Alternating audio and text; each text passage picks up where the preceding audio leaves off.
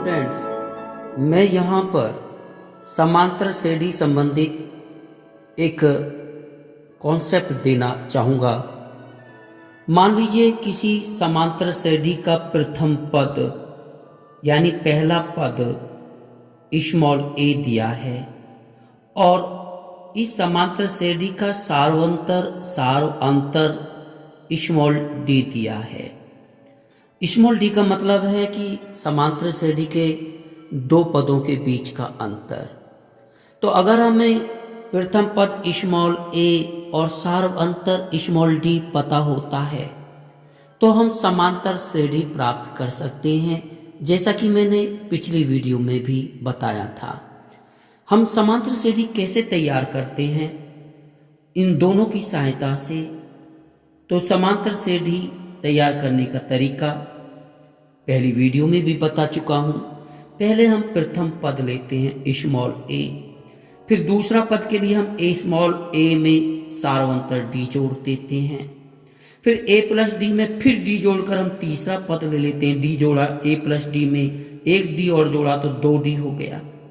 इस ए plus 2D में फिर डी जोड़ा तो ए प्लस 3D हो गया। इस ए प्लस 3D में फिर हमने डी जोड़ा तो ए प्लस 4D हो गया, सो ऑन। ये एक समांतर श्रेणी प्राप्त हो गई। अब बच्चों, हम यहां पर एक चीज देख रहे हैं, ये जो ए है ये T1 कहा जाएगा। तो हमको मालूम है T1 ए हो गया। ए प्लस टी T2 कहा जाएगा, यानी दूसरा पद। टी मानी टर्म यानी पद। T3 का मतलब तीसरा पद, ए प्लस 2D हो गया। और ए प्लस 3D यहाँ पर T4 हो गया, चौथा पद हो गया। ए प्लस 4D यहाँ पर पांचवा पद T5 हो गया, सो ऑन। अगर इन पर आप थोड़ा सा ध्यान दें तो आपने देखा T1 इजकल टू ए है और T2 is equal to a plus d है, T3 is equal to a plus 2D है, T4 is equal to a plus 3D है, T5 is equal to a plus 4D है। यहां पर बहुत स्पष्ट दिख रहा है।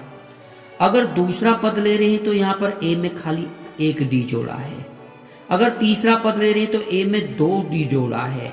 अगर हम चौथा पद ले रहे हैं तो ए में 3D जोड़ा है, यानी 4 का 1 कम, यहाँ 3 का 1 कम, यहाँ 5 का 1 कम। अगर इसी तरीका से मैं कहता हूं कि हम nवा पद ज्ञात करिए, यानी Tn ज्ञात करिएगा, तो ए प्लस यहाँ पर जो डी होगी यो इससे 1 कम होगी। जैसे यहाँ 5 से 1 कम 4 था, यहाँ 4 से 1 कम 3 था, यहाँ 3 से 1 कम 2 था। इसी तरीके से यहाँ पर जो डी के बराबर में आएगा, जो n है इससे 1 कम आएगा, n-1। और यही आपका फॉर्मूला आपको प्राप्त हो गया, जो आपको याद कर लेना है। और इस फॉर्मूला को हम यहाँ और स्पष्ट कर सकते हैं कि Tn is equal to a plus n-1D। ये सूत्र का काम करेगा। अगर हमको ए ज्ञात है, डी ज्ञात है, तो इस फॉर्मूला के द्वारा हम nवा पद ज्ञात कर सकते हैं।